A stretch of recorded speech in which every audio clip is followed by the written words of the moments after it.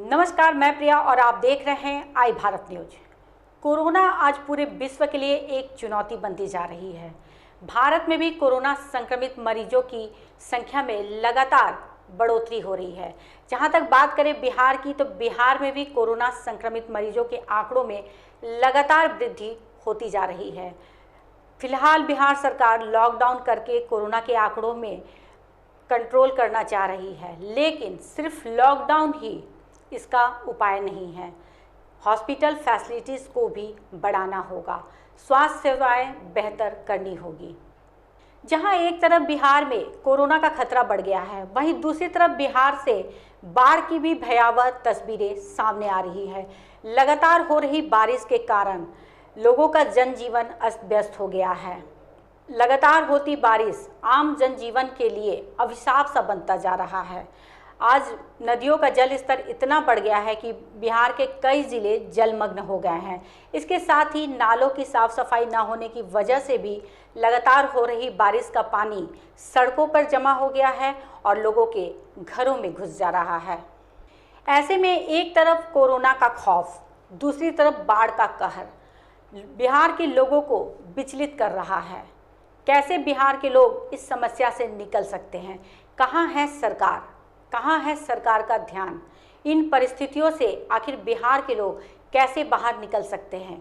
इन्हीं मुद्दों पर बातचीत करने के लिए, साथ ही शिवहर में बाढ़ की जो हालात है उन्हें हमारे सामने लाने के लिए शिवहर से हमारे साथ लाइव जुड़ रहे हैं राष्ट्रीय जनशक्ति पार्टी सेकुलर के बिहार प्रदेश उपाध्यक्ष आलोक कुमार वर्मा।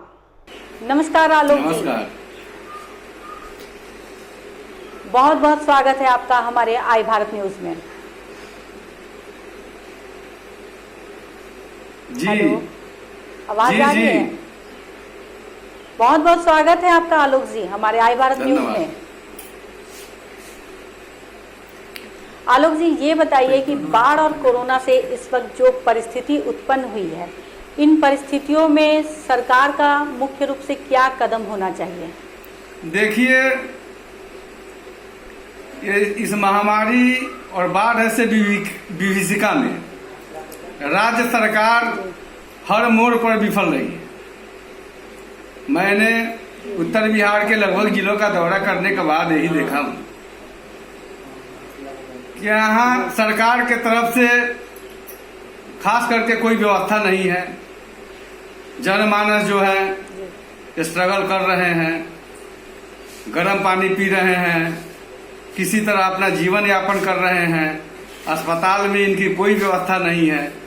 आप राज्य सरकार के बारे में ये समझ लीजिए कि जो हर 15 दिन पर अपना सचिव बदलता हो, स्वास्थ्य सचिव बदलता हो, तो सचिव बदलने से क्या व्यवस्था सुधर जाएगा?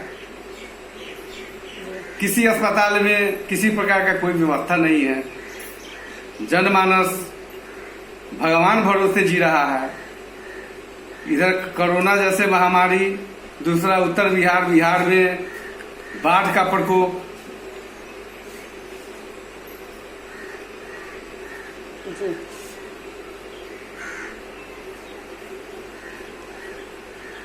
ये बताइए आलोक जी कि बाढ़ जैसी विपदा है, इस वक्त कोरोना से कैसे बचा जा सकता है? लोग आखिर कैसे अपना बचाव करें? लोग को मैं आपके माध्यम से, आपके चैनल के माध्यम से हम अपने पार्टी की ओर से तमाम बिहार वासियों से आग्रह करते हैं कि धैर्य नहीं खोएं।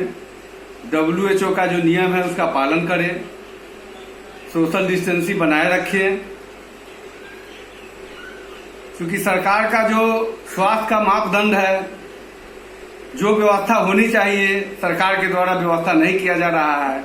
अगर जनमानस अपने सचेत नहीं रहेगा तो यह कोरोना जैसे विभीषिका, बाढ़ जैसे विभीषिका में समूल नष्ट हो सकता है।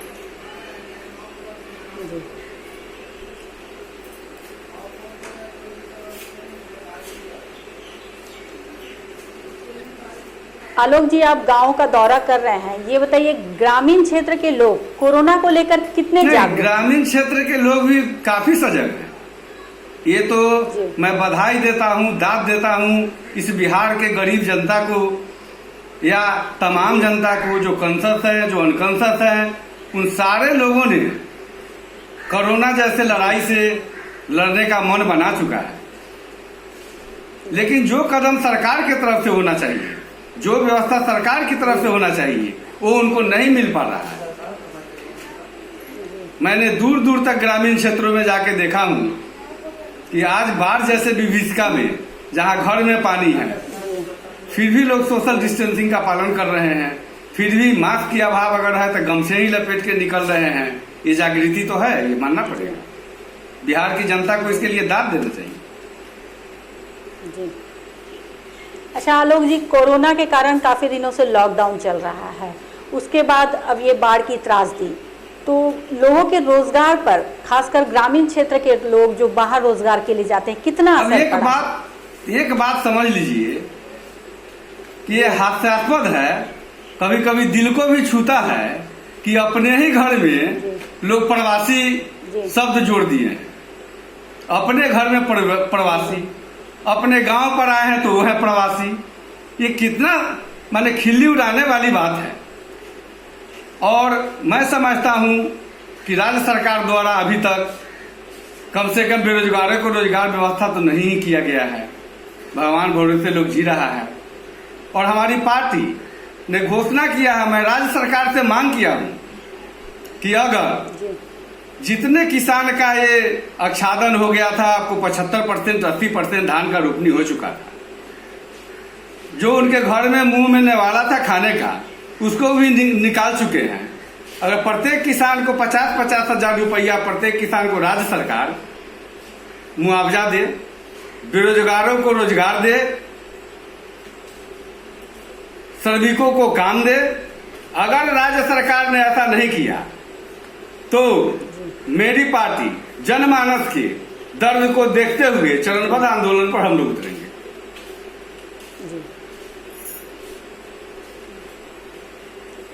आलोक जी, ये बताइए कि वहां के लोग चुनाव को लेकर इस वक्त कराने के लिए कितने? देखिए, जनतंत्र तभी जब जनमानस रहेगा, जनता रहेगा, तभी जनतंत्र बचेगा।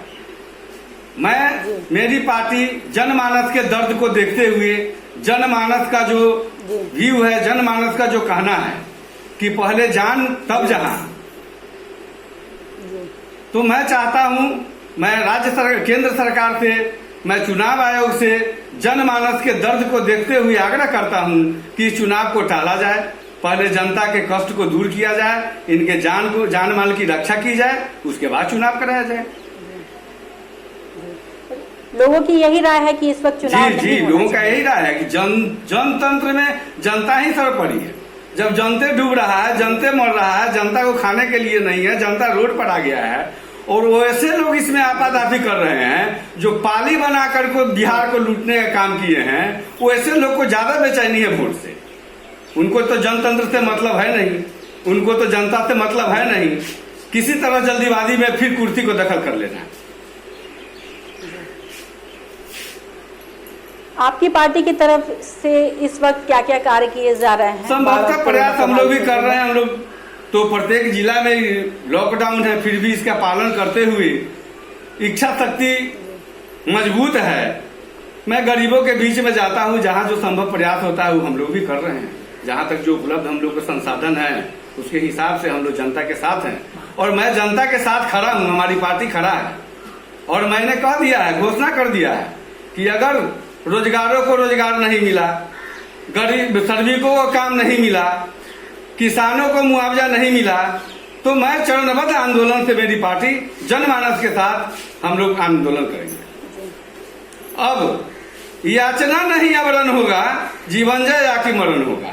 अब बहुत दिन बर्दाश्त जनता नहीं कर सकती है। बहुत बहुत धन्यवाद आपका आलोक जी, हमसे ये खास बातचीत करने के लिए। Thank you. तो ये थे हमारे साथ राष्ट्रीय जनशक्ति पार्टी सेकुलर के बिहार प्रदेश उपाध्यक्ष आलोक कुमार वर्मा, जो शिवहर से हमारे साथ लाइव जुड़े हुए थे। उन्होंने बताया कि शिवहर में बाढ़ की क्या स्थिति है, काफ़ी डरावनी और भयावह तस्वीर है शिवहर की।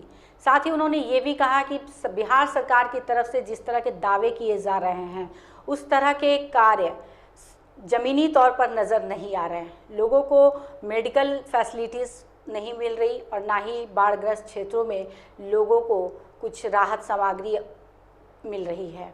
इसके साथ ही उन्होंने ये भी कहा कि लोग अभी चुनाव के पक्ष में नहीं हैं। यदि सरकार इस पर ध्यान नहीं देती है तो हमारी पार्टी इसके लिए चरणबद्ध ढंग से आंदोलन करेगी। इस वक्त के लिए फिलहाल इतना ही। बिहार समेत देश दुनिया की तमाम बड़ी खबरों को जानने के लिए बने रहें आई भारत न्यूज़ के साथ।